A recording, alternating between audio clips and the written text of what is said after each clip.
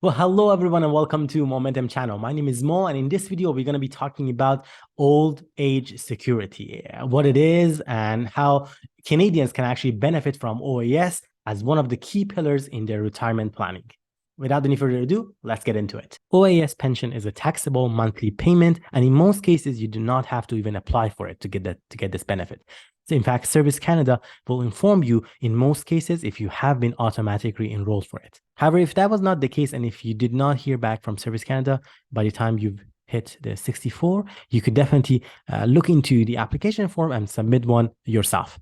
When it comes to OAS pension, you can expect to receive your first payment if you're qualified for it the month after you turn 65. However, you can choose to receive a higher old age security pension if you decide to delay your payment until a later time. We'll learn more about that a little bit later here on the video. What's more, in addition to your OAS, you could also be eligible for other benefits such as Guaranteed Income Supplement, GIS. But that's not the focus of this video, and we'll have other videos on that topic here on the channel. Who would qualify for OAS? If you are living in Canada, here are the criteria for you to be able to actually qualify for OAS.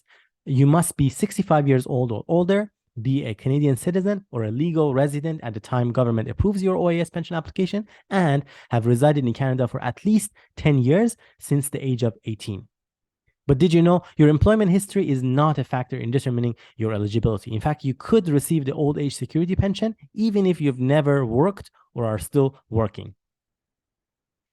The criteria if you are living outside Canada is slightly different. You got to be 65 years old or older, have been a Canadian citizen or a legal resident of Canada on the day before you left Canada, and you must have resided in Canada for at least 20 years since the age of 18. Lastly, for Canadian working outside Canada for Canadian employers, such as the Canadian Armed Forces and banks, they may have their time working abroad counted as a residence in Canada. And to qualify this time working abroad as residents, they must have either returned to Canada within 6 months of ending employment or turned 65 years old while still employed and maintained residence in Canada during their time outside of Canada. If neither of the above scenarios applies to you, you may still qualify for the old age security pension, a pension from another country or from both countries if you have lived in one of the countries Canada has established a social security agreement or contributed to the social security system of one of the countries with which Canada has established a social security agreement. And to learn more, you can definitely visit the Government of Canada website. More information is available through canada.ca. You might be asking how much one can expect in old age security pension. The amount you will receive depends on your income and how long you lived in Canada or specific countries after the age of 18. There is an increased old age security pension at age 75 as well. If your income, as an example, is higher than the $79,845 in 2021, you would have to repay part or entire amount of old age security pension, and more details would be available through Service Canada. Assuming one is eligible for a full old age security pension, the amount between the ages of 65 to 74 currently is at $687.56, and for those 75 and over, it's at $756.32. But keep in mind, the amount of time that you've lived in Canada after you turned 18 is a key determinant in how much of the old age security pension you would be receiving.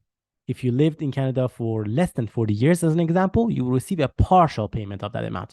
In fact, your amount is based on the number of years in Canada divided by 40. For example, if you lived in Canada for 20 years after age 18, say if you immigrated to Canada at a later time in your life, and by the time you hit 65, you haven't had that full 40 years, and in this case, let's say you had only 20 years, you would receive a payment equal to 20 divided by 40, or about 50, or actually exactly 50% of the full old age security pension.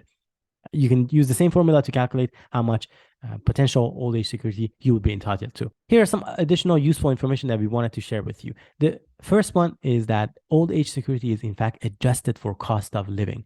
The old age security is reviewed in January, April, July, and October to reflect increases in the cost of living as measured by the Consumer Price Index, CPI. Your monthly payment amount, however, will not decrease if the cost of living goes down, which is quite nice and generous by the government. The second piece that we talked about earlier is the impact of delaying receiving your old age security. You can delay payment of your old age security pension for up to 60 months or 5 years after you are 65. However, there's no point for you to delay that beyond your age of 70. In fact, at that point, there's no advantage. It might be some disadvantages for you. The impact of delays, though, since 65 are described here. For each year that you delay the receiving of old age security, your pension amount would go up by 7.2%. And if you delay it for the whole full 5 years, 7.2 times 5, that becomes a total of 36%.